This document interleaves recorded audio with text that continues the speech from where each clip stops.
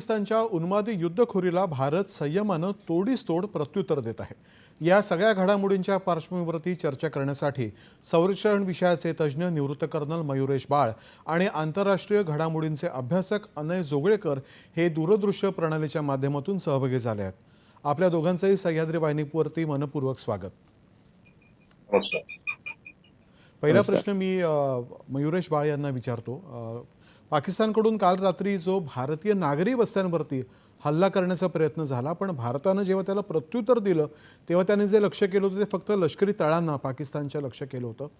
हे जे धोरण आहे याच्याबद्दल आपण काय सांगाल? सगळ्यात पहिल्यांदा हे जे लष्करी ठिकाणावर हल्ला करण्याचं धोरण आहे ते भारतीय राजकीय नेतृत्व आणि लष्करी नेतृत्व यांची परिपक्वता दाखवतो आणि एक उदाहरण सेट करतं की हे आपलं कार्य जबाबदारीने करतं. 4 पॉइंट मध्ये मी सांगतो. पहिल्यांदा एक मेसेज आपण सांगितलेला आहे की भारत हा शांततेचा समर्थक आहे पण दुर्बल नाही. तुम्ही आमच्या नागरी ठिकाणावर हल्ले केले पण आम्ही फक्त लष्करी लक्ष्यांवर हल्ला केला. त्यांनी आपण आपली नीतिमत्ता आणि आपलं जे संयम आहे आणि आपलं जे सामर्थ्य आहे ते दाखवलं. दुसरी गोष्ट, शत्रूला आपण प्रत्युत्तर पक्का केलाय पण जे नागरिक आहेत त्या नागरिकांना आपण टच केलेलं नाही. तर एका अर्थाने या अमानवीय युद्धामध्ये पण आपण एक प्रकारे मानवीयतेचं दर्शन दाखवलं. आणि तिसरा माझ्या मते हा एक आंतरराष्ट्रीय संदेश आहे की भारत कितीही प्रोवोकिंग जरी झालं तरी सुद्धा उथळ आणि भावनाविवश निर्णय न घेता कोऑर्डिनेटेड आणि विचारपूर्वक हालचाली करतो. तर भारताचं हे धोरण केवळ सामरिक नाही पण हे एक नैतिक आणि जागतिक पातळीवर आदर्श आहे असं माझं म्हणणं. अनय, तुम्ही काय सांगाल? मला असं वाटतं की भारत आणि पाकिस्तान यांच्यामध्ये जी आता युद्धसदृश्य परिस्थिती आहे त्याच्यामध्ये भारताने अतिशय जबाबदारीपूर्वक जेवढ्याच तेवढं म्हणजे एक मेजर्ड नंतर ज्याला पत्रकार परिषदेत आला की आपण आपली सगळी विमानं या भागातली बंद केलेली आहेत, पण पाकिस्तान मात्र नागरी विमानं तिथे उड्डाण करून त्यांचा ह्युमन शिल्ड म्हणून वापर करत अशा प्रकारचा वापर हमास सारख्या दहशतवादी संघटना करतात. ते जर पाकिस्तानचं लष्कर करत आहे आणि त्यामुळे दोघांची तुलना केली तर आता भारत आणि पाकिस्तान यांच्यामध्ये भारताची भूमिका अधिक संयत पण तितकीच जबाबदार असल्याची दिसून येते. खरं अनय, पण जगभरामधून जर का आपण पाहिलं तर दोन्ही देशांनी संयमाचं धोरण बाळगावं असा सल्ला जगभरामधून सगळेजण देत आहेत. युनायटेड नेशन्सचा सुद्धा तोच सल्ला आहे. तर एकंदर समिटासाठी दोन्ही देशांवरती दबाव येईल का? आपण काय सांगाल? समेटासाठी दबाव असणं स्वाभाविक आहे, कारण संपूर्ण जगात सुरुवातीला गेली म्हणजे जवळपास 3 वर्ष युक्रेनमध्ये युद्ध सुरू आहे. गेल्या 1.5 वर्षाहून जास्त काळ गाझा पट्टीत इस्रायल आणि सुरुवातीला हमास आणि नंतर मग हिजबुल्ला, इराण, इतरही त्याच्यामध्ये हुती असतील, हे युद्ध सुरू आहे. आणि त्याच्यातही भारत आणि पाकिस्तान हे 2 देश अण्वस्त्रधारी असल्यामुळे जगाला त्याच्याबद्दल चिंता वाटणं स्वाभाविक आहे. आणि त्याच्यामुळे जागतिक नेत्यांकडून संघटनांकडून अशा प्रकारे आवाहन केलं जाणं स्वाभाविक आहे. पण भारत आज जगातली 3री सगळ्यात मोठी अर्थव्यवस्था होऊ पाहते. आता 5व्या क्रमांकावर किंवा 4थ्या क्रमांकावर आहे आणि भारत आपल्या राष्ट्रीय सुरक्षेसाठी कटिबद्ध आहे. आणि त्यामुळे जर अशा प्रकारचा दहशतवादी हल्ला पाकिस्तानकडनं वारंवार करण्यात येत असेल तर त्याचं प्रत्युत्तर द्यायला भारत पुरेसा आहे. आणि त्याच्यामुळे मला असं वाटतं की आंतरराष्ट्रीय दबाव त्याची पर्वा भारत करेल असं वाटत नाही. पण भारताने हे अधोरेखित केलेले आहे की आम्हाला काही हा युद्धाचा मार्ग हा काही आमचा मार्ग नाहीये, आम्हाला फक्त पाकिस्तानने जे केलंय त्याचं आपण उत्तर देतो.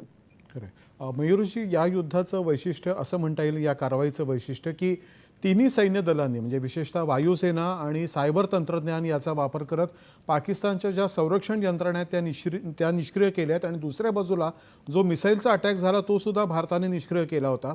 हे जे आधुनिक युद्धाचं चित्र आहे ते नेमकं कसं बदलतंय?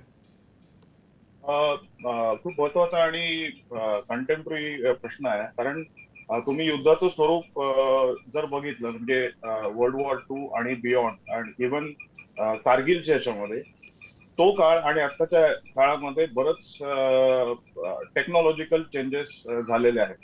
उदाहरणार्थ आपण जे शस्त्रास्त्र वापरली, राफेल, ड्रोन्स, क्रूज मिसाईल्स, ह्यांनी असं दिसून येतं की लष्कराचा जो पाकिस्तानी लष्कराचा पायाभूत सर्व्हिलन्स होता तो आणि आपण काही काही सेकंदामध्ये नष्ट केलं. सो प्रिसिजन स्ट्राईक हे एका प्रकारे नवीन युद्धाचं मूळ तंत्र आहे. अब्जावधी रुपयाचं नुकसान आपण एका क्षणामध्ये केलं. त्यांचं कम्युनिकेशन सिस्टीम, रडार नेटवर्क आणि कमांड सेंटर्स त्यांची ठप झाली. त्याला आपण असं म्हणू शकतो की एक डिजिटल पॅरालिसिस तयार झाला. म्हणजे त्यांचे जे नेते आहेत त्यांचं निर्णय घेण्याची क्षमता काही काळाकरता बंद पडली.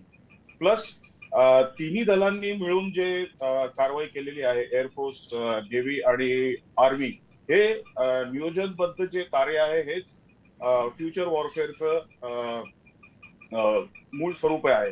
त्याला तुम्ही नेटवर्क सेंट्रिक वॉरफेअर असं म्हणू शकता. म्हणजेच वेग, माहिती आणि अचूकता म्हणजे प्रिसिजन स्ट्राईक हाच फ्युचरमध्ये विजयाचा मार्ग. करेक्ट. आणि मला असं वाटतं की भारताची no first strike but strong retaliation ही जी भूमिका आहे ती जागतिक पातळीवरती कशी विश्वासार्ह वाटते आणि त्याचा नेमका फायदा कसा मिळतोय? नो फर्स्ट स्ट्राईक जे आपण न्यूक्लिअर डॉक्ट्रिनच्या बाबतीत आपण बोलतो, त्याच्यामध्ये काय होतं की संयम, जबाबदारी आणि सामर्थ्य ह्यांचा हा एक आपण म्हणाला त्रिसूत्री संतुलन आहे. आणि जी जागतिक पातळीवर आपण न्यूक्लिअर कंट्री असल्यामुळे अतिशय विश्वासार्ह आणि आदर्श मानली जाते. 4-5 मेसेज आपण ह्याच्यातनं देतो. पहिल्यांदा आपली शांततेची भूमिका आहे, पण कोणी वापरलं तर कठोर त्याचं प्रत्युत्तर देण्यात येईल. ना आक्रमक ना दुर्बल. दुसरा, आपल्या शत्रूंना एक स्पष्टप्रमाणे चेतावणी देतो आपण की भारत शांत आहे, पण कुरबुर केली किंवा आमच्या खोड्या काढल्या तर विनाशकारी परिणाम 100% तुम्हाला भोगावे लागतील.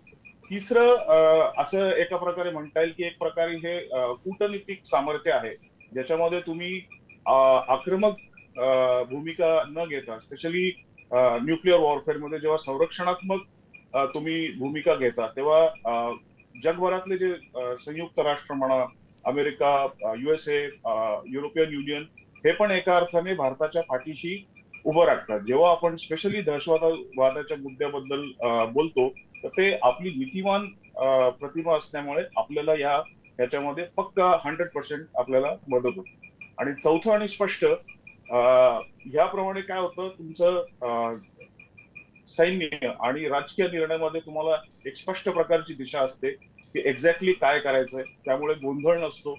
लष्करी आणि राजकीय नेत्यांना माहिती असतं की कधी कुठल्या परिस्थितीत कुठले डिसिजन घ्यायचे. अनयजी, आताच सरांनी उल्लेख केला की अमेरिका असेल, रशिया असेल, फ्रान्स असेल, इस्रायल असेल आणि पाकिस्तानचा मित्र म्हणवला जातो असं चीनसुद्धा असेल, तर अशा प्रमुख राष्ट्रांचा दृष्टिकोन आता काहीसा भारताकडे झुकताना आपल्याला दिसतोय का? याचं आपण काय विश्लेषण कराल?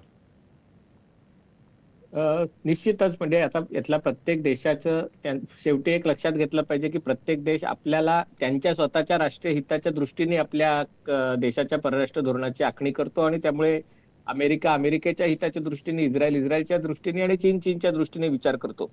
पण आज भारत आणि पाकिस्तान, जे पूर्वी हायफनेशन होतं, म्हणजे दोन्ही एकाच कॅटेगरीतली, एकाच समान असलेले, अशी जी एक परिस्थिती होती, ती आता उरली नाहीये. सुरुवात चीनपासून करूया, कारण चीन आणि पाकिस्तान यांची जी काही असीमित मैत्री आहे ती काही चीन तोडणार नाहीये. पण दुसरीकडे चीनला हेही माहितीये की भारताचा चीनशी व्यापार आहे हा दर वर्षाला $100 अब्ज वरती, आणि त्यातली बरीचशी चीनची निर्यात आहे. आणि त्यामुळे चीनला हा व्यापारही महत्वाचा आहे. चीनला जेव्हा विचारलं गेलं, जेव्हा तुमची विमानं याच्यामध्ये वापरली गेली का, ती वापरली जात आहेत हे आपल्याला सगळ्यांना माहितीये की त्यांची क्षेपणास्त्र वापरली जात आहेत का, पण त्याच्यावर चीनचं जे उत्तर आहे त्याच्यातनं स्पष्ट होतं की चीन याच्यामध्ये फारसा भारताला दुखावू इच्छित नाहीये. समतोल नाहीये, पण तरी तो साधण्याचा एक प्रयत्न चीन याच्यामध्ये थोडासा करताना दिसतोय. इस्रायल सारखा देश आहे की जो कायम भारताच्या बाजूला उभा राहिलेला होता. मग 1962चं युद्ध असो, 71चं युद्ध असो, जेव्हा संबंध नव्हते तेव्हा इस्रायल भारताच्या बाजूला होता. आता तर मला असं वाटतं की भारत इस्रायल सहकार्यातनं बरेच जी शस्त्रास्त्र, आधुनिक शस्त्रास्त्रांचा आपण वापर करतोय तो त्याची प्रचिती आली. भारत आणि अमेरिका यांचे संबंध गेल्या काही वर्षात अतिशय वेगाने सुधारलेले आहेत. पण आता अमेरिका आंतरिक गर्तेत आहे, आणि त्यामुळे जर तुम्ही काल अमेरिकेचे उपाध्यक्ष JD व्हान्स यांची प्रतिक्रिया एका टीव्ही इंटरव्ह्यू मध्ये ऐकली असेल, तर त्यांचं असं म्हणणं आहे की अमेरिका काही पाकिस्तान युद्धाच्या मध्ये पडू इच्छित नाही, कारण तो काही आमचा प्रश्न नाही. पण दुसरीकडे अमेरिकेचे परराष्ट्र सचिव मार्को रुबियो असतील, जे सातत्याने आपले परराष्ट्र व्यवहार मंत्री डॉक्टर जयशंकर यांच्या संपर्कात आहेत. आणि मला असं वाटतं अमेरिकेचं बारीक लक्ष आहे. अमेरिका आत्ता याच्यात पडू इच्छित नाही.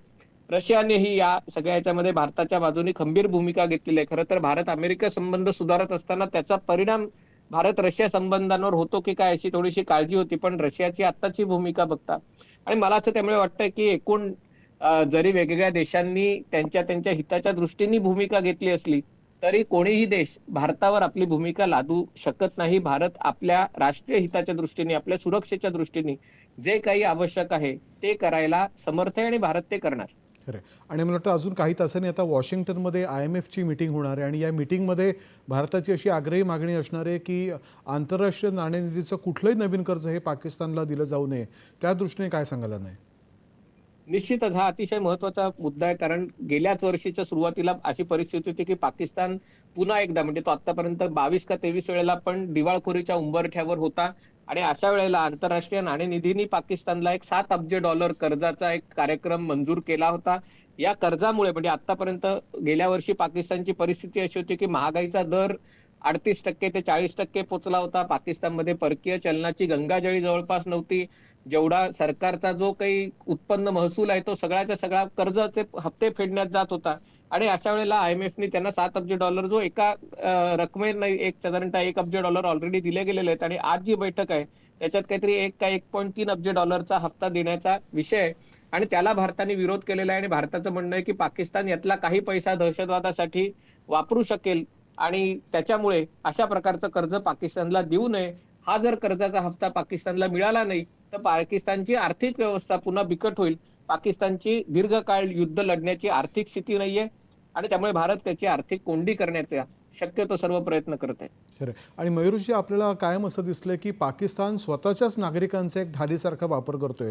मग दहशतवाद्यांच्या प्रशिक्षणासाठी कुठेतरी धार्मिक स्थळांचा वापर असेल किंवा आता नागरी वाहतूक सेवा मुद्दाम जिथे अशांतता चालू आहे अशा क्षेत्रामध्ये नागरी हवाई वाहतूक सेवा सुरू ठेवायचा आणि आपल्याच नागरिकांच्या जीवाची पर्वा न करता त्यांचा ढालीसारखा वापर करायचा, हे नेमकं धोरण काय आहे पाकिस्तानचं? हे जे धोरण तुम्ही म्हणताय हे प्रोव्होकेशन सॉर्ट ऑफ थिंग आहे. म्हणजे जसं आपण ऐकतोय की ज्याला एस्केलेशन मॅट्रिक्स म्हणतात, की आपण जसं तोडीसतोड जबाब देतोय. तुम्ही आमच्यावर हल्ला केला, आम्ही तुमच्या दहशतवादी ठाण्यांवर हल्ला केला, तुम्ही आमच्या लष्करी ठाण्यावर हल्ला करण्याचा प्रयत्न केला, आम्ही पण तोच केला.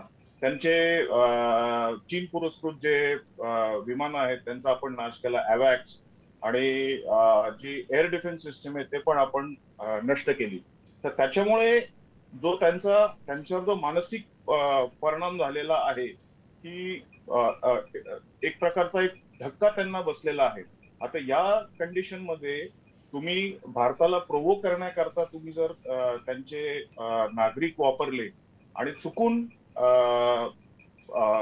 ते जर विमान पाडलं गेलं किंवा त्याला काही आपल्याकडनं त्याच्यावर क्षेपणास्त्र वगैरे डागलं गेलं तर त्याचा उपयोग भारताच्या विरुद्ध पाकिस्तान 100% करतो. तर ही एक ती मानसिकता आहे ज्याच्यामध्ये भारताला प्रोव्होक करून त्यांच्याकडनं रिएक्शन काढून घेण्याचा प्रयत्न आहे. पण लकीली आपण ते निश्चित एक चांगलं धोरण दाखवलं आणि आपण त्याच्यावर काही प्रत्युत्तर दिलेलं नाही. खरं. पण या संपूर्ण घडामोडींमध्ये भारताला कुठेतरी एक अपर हँड मिळतो असं चित्र पुढे येत आहे. जगभरामध्ये सुद्धा तसं चित्र निर्माण झालेलं आहे.